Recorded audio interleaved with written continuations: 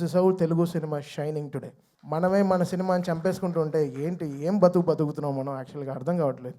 అంటే బాధగా ఉంది. ఒక ఓపెన్గా ఒక సక్సెస్ గురించి చెప్పుకోలేకపోతున్నాం.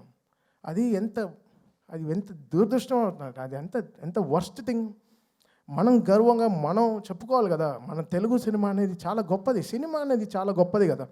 ఇండివిజువల్గా మీరు కొట్టుకు చావండి, మేము దాని గురించి ఏమనట్లేదు. బట్ సినిమాని చంపేయకండి, అది కరెక్ట్ కాదు.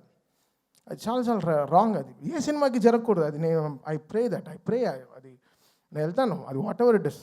ఇప్పుడు నేను తప్పు చేశానా, నా సైడ్ ఒక తప్పు ఉంటే అది ఎవరితో పెట్టుకోను. ఆ రోజు రాత్రి 12కి నా పైన నేను తప్పు చేశానంటే ఆడ పైన కాల్లో పడైనా వాడిని క్షమాపణ అడుగుతాను.